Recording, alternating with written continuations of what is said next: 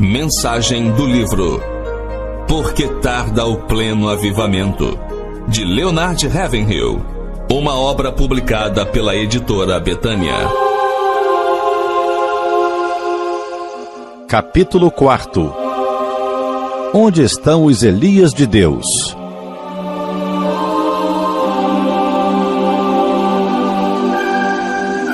Onde está o Senhor, o Deus de Elias?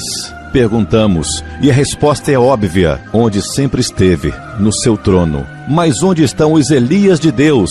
Sabemos que Elias foi um homem semelhante a nós, sujeito aos mesmos sentimentos, mas infelizmente não somos homens com corações semelhantes ao dele. Um homem que ora para Deus, ele é poderoso, mas hoje o Senhor está passando de largo pelos homens, não porque sejam imprestáveis, mas porque são por demais autossuficientes. Irmãos, nossa capacidade nos deixa incapacitados e nossos talentos constituem um tropeço para nós. Elias saiu da obscuridade e entrou no palco do Velho Testamento já homem feito. A rainha Jezabel, aquela filha do diabo, havia removido os sacerdotes de Deus e posto no lugar deles altares para os falsos deuses. A terra estava coberta de trevas e o povo envolto em escuridão espiritual.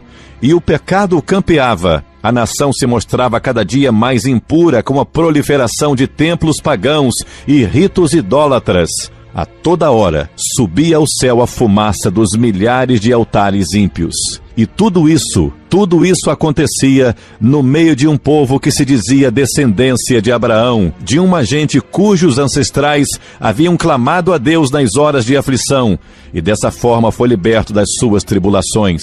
Como estava distante o Deus da glória! O sal perdera seu sabor, o ouro perdera o polimento, e em meio a toda essa apostasia, Deus levantou um homem, não uma comissão, nem uma nova denominação, nem um anjo, mas simplesmente um homem, com sentimentos semelhantes aos nossos. Deus procurou entre eles um homem, não para pregar, mas para que se colocasse na brecha. E como Abraão fizera antes, agora Elias estava na presença do Senhor. O resultado foi que, tempos depois, o Espírito Santo pôde escrever a história dele com apenas 2 palavras: e orou. Isso é tudo que uma pessoa pode fazer para Deus e para a humanidade. Se a igreja hoje contasse com tantos intercessores quantos são seus conselheiros, nós teríamos um avivamento dentro de um ano. Os homens que oram, assim são os grandes benfeitores da humanidade. Elias foi um deles. Ele ouviu uma voz, teve uma visão, experimentou o poder espiritual, avaliou o inimigo e, tendo Deus como parceiro, conquistou a vitória. E as lágrimas que derramou, a agonia de alma que suportou, os gemidos que exprimiu estão todos registrados no livro das crônicas de Deus.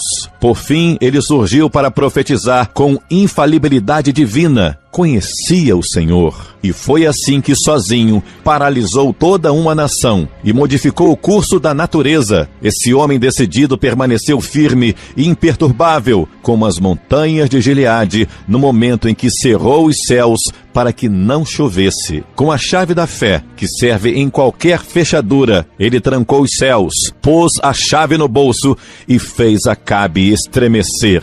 E embora seja glorioso o fato de Deus poder usar um homem, ainda mais glorioso é ele ser atendido por Deus. Se um homem de Deus se puser a gemer no Espírito, Deus clamará: deixa-me ir.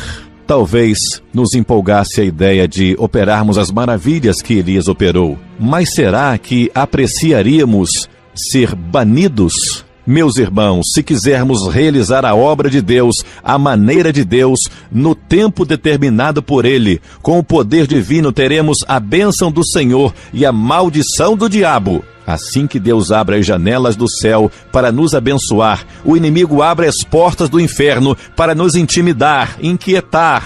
Receber a aprovação de Deus implica em topar com a carranca do diabo. Simples pregadores podem ajudar muita gente, sem prejudicar a ninguém.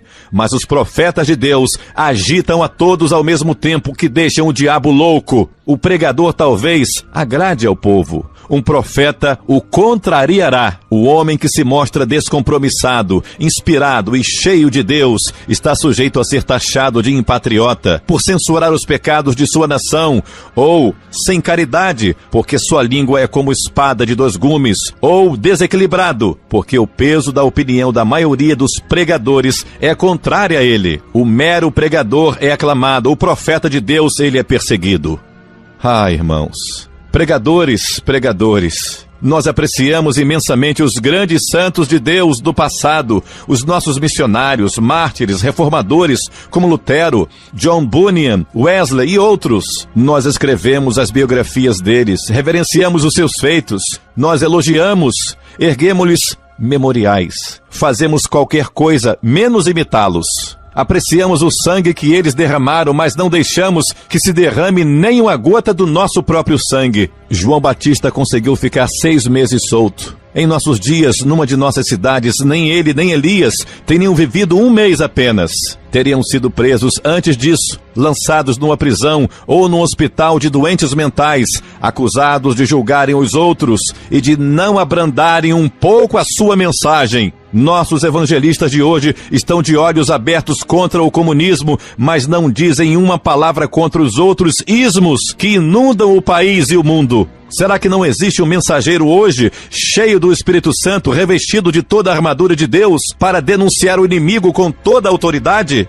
Meus irmãos, somente a oração poderá manter acesa a chama de nosso coração e conservar nossos olhos fixos na visão. Esse Elias que tinha um vulcão no coração e uma voz de trovão surgiu no cenário do reino justo, numa época bem parecida com essa que nós estamos vivendo.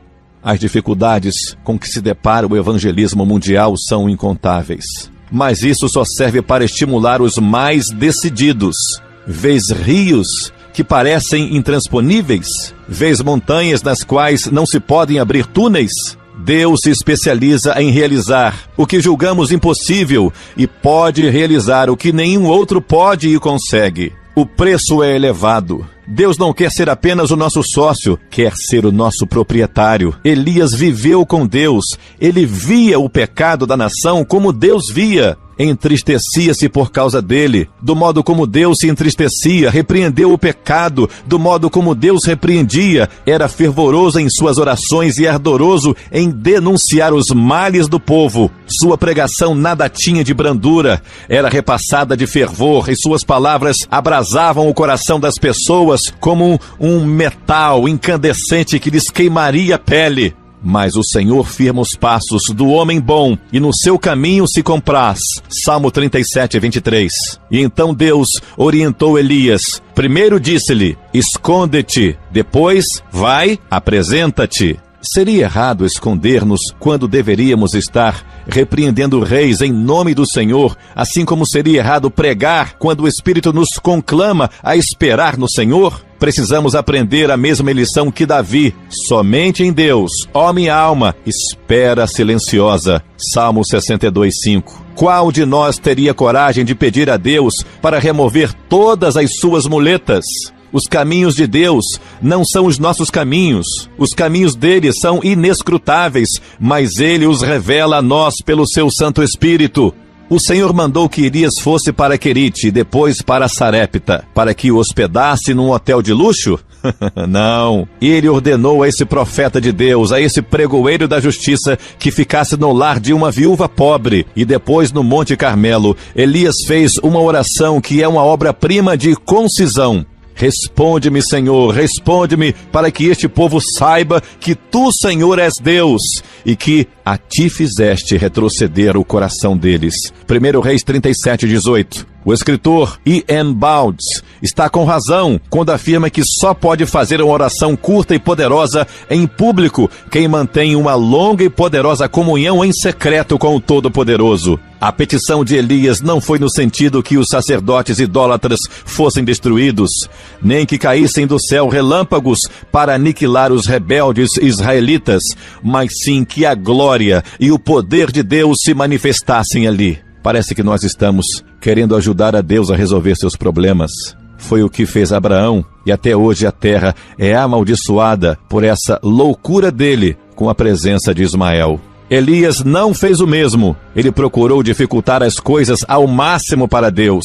Queria fogo do céu, mas ensopou o holocausto de água. Deus gosta de ver uma oração assim, com tal audácia. Pede-me, e eu te darei as nações por herança, e as extremidades da terra por sua possessão. Salmo 2, versículo 8. Ó, meus irmãos, pastores, ministros, nossas orações, em grande parte, não passam de conselhos que estamos tentando dar para Deus. Elas são caracterizadas pelo egoísmo, pois nossas petições são em nosso favor ou de nossas denominações. Que Deus corrija isso em nós. Nossa meta deve ser apenas Deus. É sua honra que está sendo vituperada, é o seu bendito Filho quem está sendo ignorado, suas leis que estão sendo transgredidas, seu nome profanado, seu livro esquecido, sua casa está se tornando um círculo social. O momento em que Deus precisa exercitar mais paciência com seus filhos é quando estes estão orando.